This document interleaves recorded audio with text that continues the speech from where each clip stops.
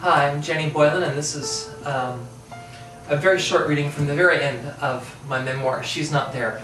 This was actually written by my friend Richard Russo, so it refers to me in the third person, but you'll figure it out.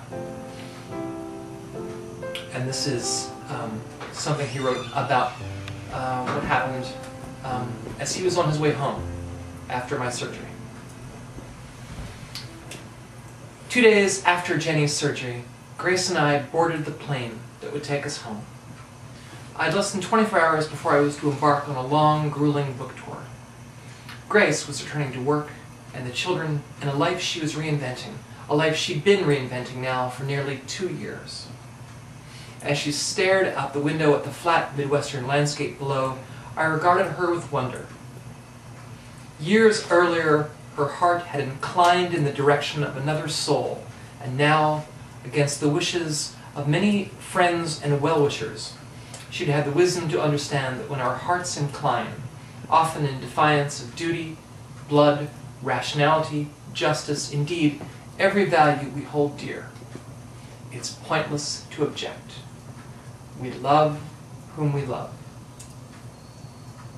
In the last 2 years, for Grace, everything had changed, and yet nothing had changed. Her heart still inclined, as was its habit. The same was true for Jenny. I'd witnessed this earlier in the week, the night of her surgery, at the end of the very long day she'd been imagining one way or another for 40 years. She'd been slipping in and out of drugged sleep all afternoon and evening, awakening with a joke to tell, and then falling asleep again in the middle of its punchline. Finally, as it grew later, she grew serious. It was time, she knew, for Grace and I to return to the hotel. When her eyes filled with tears, Grace went around the side of the bed and took her hand, leaned down, and kissed her on the cheek. "Grace," Jenny whispered, "sing me a song." And so at this point, Grace sang this little song, which she used to sing to our children at bedtime. It's one of those Civil War songs about two brothers on opposite sides of the war who meet on the field of battle and remember when they were children together. So the one brother sings, "Do you think I could leave you crying when there's room on my horse for two? Climb up here, Jack, quit your crying. We'll mend up your horse with glue. When we grow up, we'll be soldiers. Our horses will not be toys. Maybe then we'll remember when we were two little boys." As she began to sing Two Little Boys, a lullaby she often sang to Luke and Patrick at bedtime, her voice sweet and low, the words themselves inaudible to me, I found myself backing toward the open door. Jenny was gazing directly into Grace's eyes, Grace into Jenny's, and their intimacy in that moment was so wholly unguarded that I felt myself to be an intruder.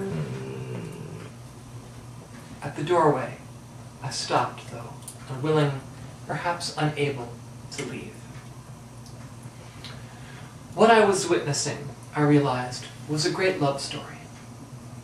Jenny had told me many times how, as a boy, she had walked beneath the Surf City Pier as the storm approached and there prayed to be saved by love.